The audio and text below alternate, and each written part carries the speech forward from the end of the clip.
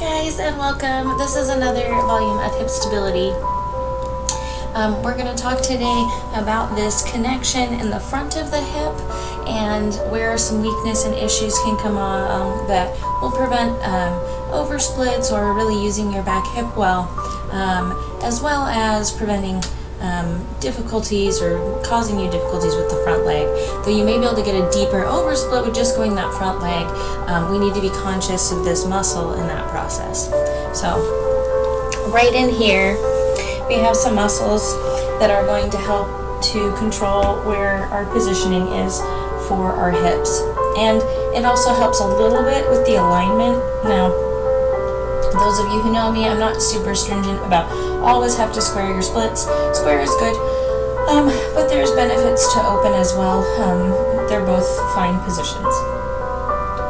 Closed just helps a little bit more for certain types of back bending to really get full depth. So we're going to start first with using this muscle to lift the leg. Now, if you have some sort of deficiency or compensatory problem with your hips, there's somebody in particular that I'm hoping is going to get some benefit out of this video. You want to be really careful about this, so I'll show you with no weight first and then with some weight. So we first will just stand nice and hip width apart with the feet, and then you're just going to lean over into the one leg so that you can pick up your other leg, and you're just going to drive your knee up towards the sky, up and down. Don't touch your heel to the ground, just flex your foot, bring it up and down. 4, 5, 6, 7, 8, 9, and 10. This is also a way to work the quad too, without really putting a lot of stress on your knees, which can be helpful. You know, wall sits are always good for that too. All right, so same thing on the other side. Bringing the knee up towards the sky, straightening the leg down. 2, 3, 4, 5, 6, 7, 8, 9, 10. Now, if you have some sort of a deficiency, you may notice those being difficult right away. So we don't want to add any weight. If not,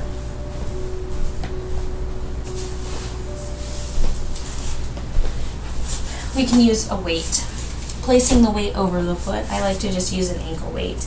If you have an ankle weight on, you can tie it around your ankle, but that does something a little different than this, which also helps work your flexors at the same time.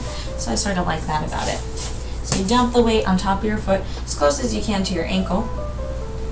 Bringing the foot already forward in front of you a little bit is easier. Flexing the foot and bring it up. 1, 2, 3, 4, and 5, 6, 7, 8,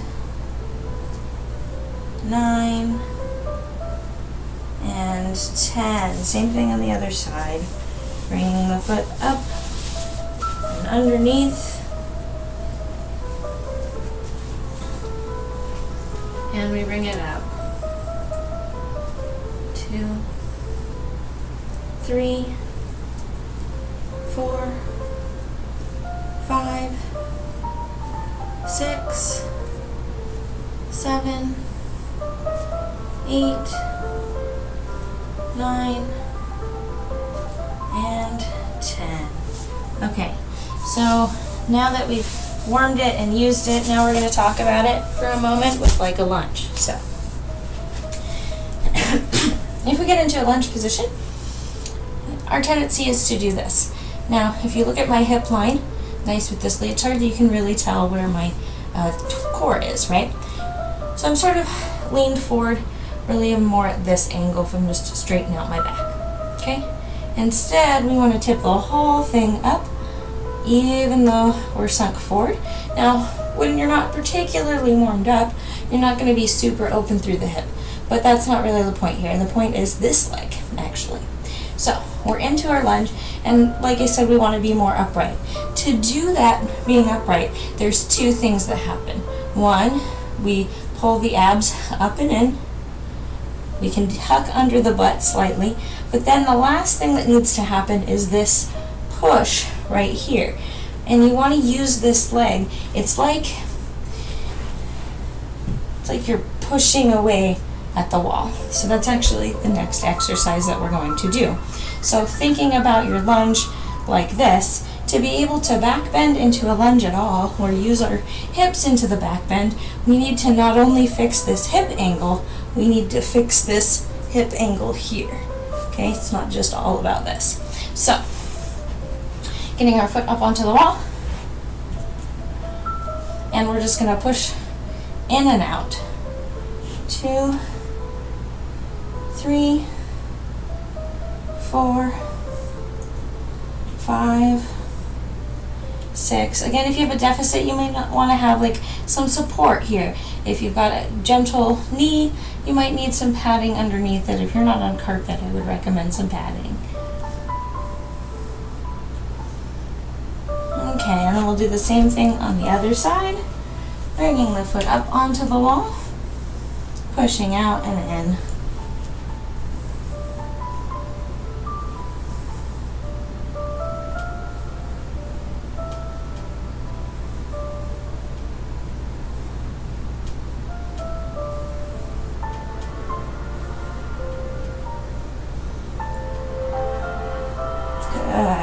We're not worrying about the back leg on that, just the front leg. Okay? Now we're going to try and get the hip warm through the quad so that we can do a little bit more to open the body. So we're going to go into the hip lunge. So we're going to put the leg forward. The arm's going to go inside of the knee. And straight arms. To deepen this position, think about taking your foot and pushing your foot down into the ground to try to lift your knee off the ground, but then don't actually lift it, just engage. And you can see when I engage, it pushes me down just a little bit. So hold the engaged position.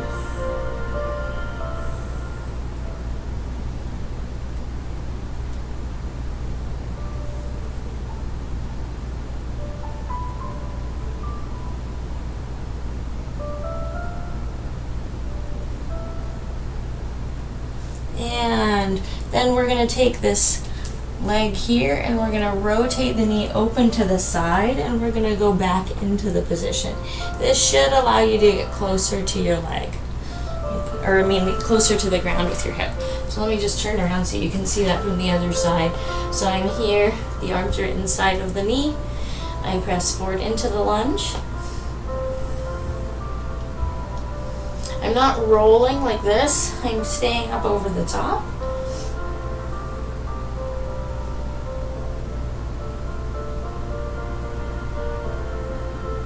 And then we're going to pick up the knee, or pick up the foot. So if you, again, aren't on carpet, definitely want to have something under your knee probably for this. Lifting it up, and your opposite arm is going to reach back to grab the foot and pull the foot towards your butt.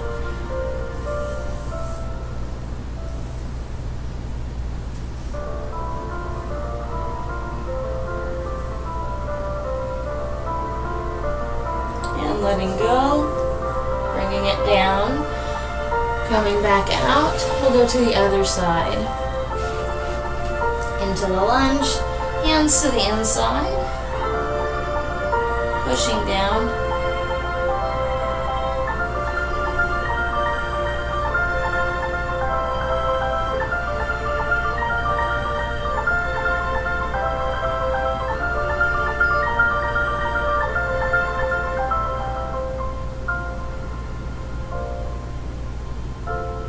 And then we're going to switch the foot out, rotating it out to the side.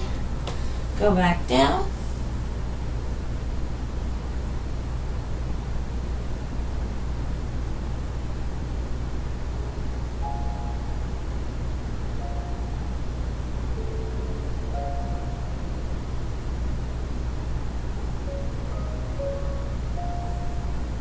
And then bending the knee, reaching the opposite hand back to grab the foot and pulling it in towards your butt.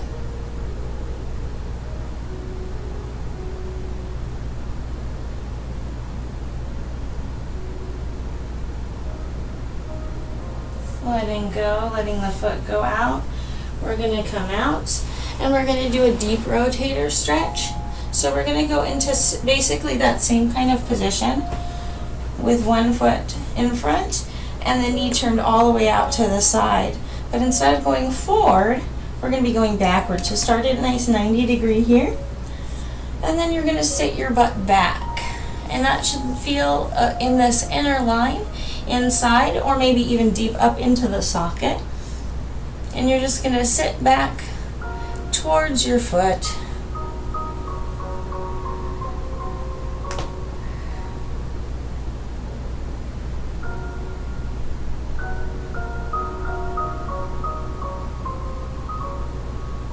And coming back up, switching sides.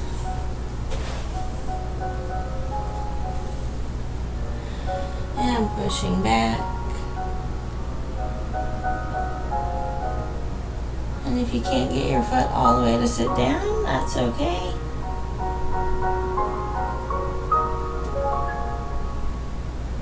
I'm tighter on one side than the other, personally. And coming out. Now we're going to go into a frog pose position, but instead of doing a full frog, we're going to put one leg straight behind us and one in frog. So one goes straight to the side, the other goes straight back, and we set down. So making sure this is a perfect 90, and we're going to lay down. Then we're going to rotate and flex up.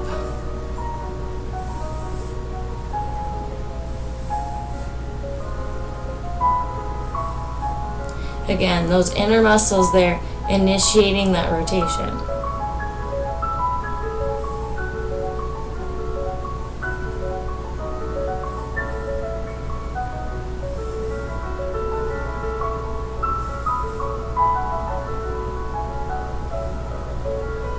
Okay, same thing other side. One straight behind, one at a perfect 90, and rotate.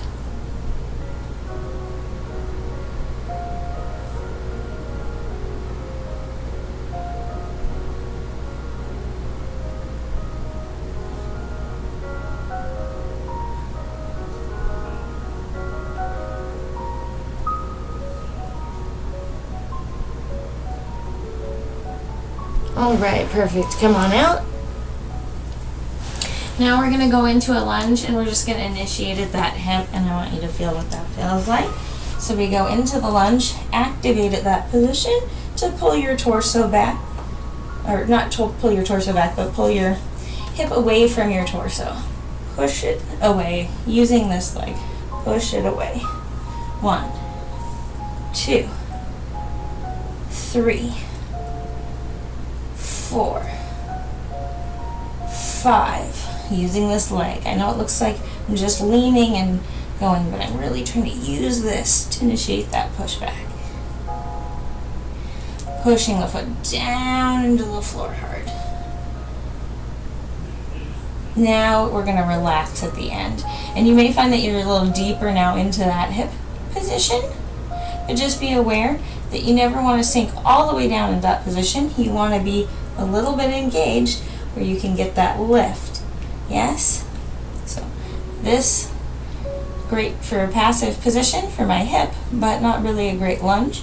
This, much better actual lunge position. And if I'm going to be over my foot, a healthier position for my hip to be in than this. Okay, other side, same thing.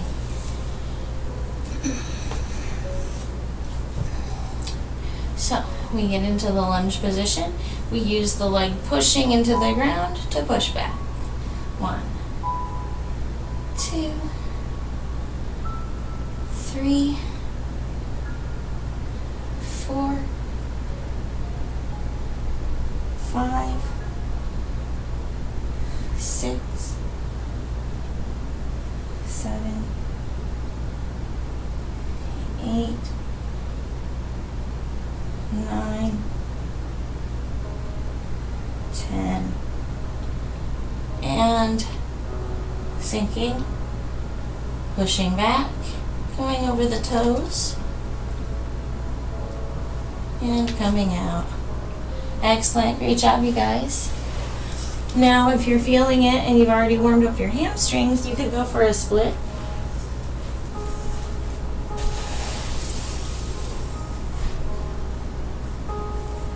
Once you're into your split, I want you to think of those same things. First, tucking underneath the torso by pulling in the abdomen.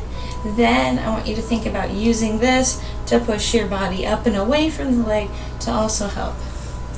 So, abs up and in, then pushing away with the leg. Now, see how much more upright and even my split is than this one here? Yeah. Those active splits are what we really want for strong legs and to keep everything safe when we're bending. People have a tendency to get injuries up in here where they strain the area and overdo it on muscles because they're not really prepared for support. Hamstrings still are most injured though, so make sure you always warm up your hamstrings. Okay, so the other side. Same thing. First, pull the abs up and in. Then, once your abs are pulled up and in, you're going to use that front leg, pushing away to lift your torso up the rest of the leg. And that's your good split. Not this. Yeah? No relaxation. Keep active. Keep safe. All right, enjoy. Have a good one.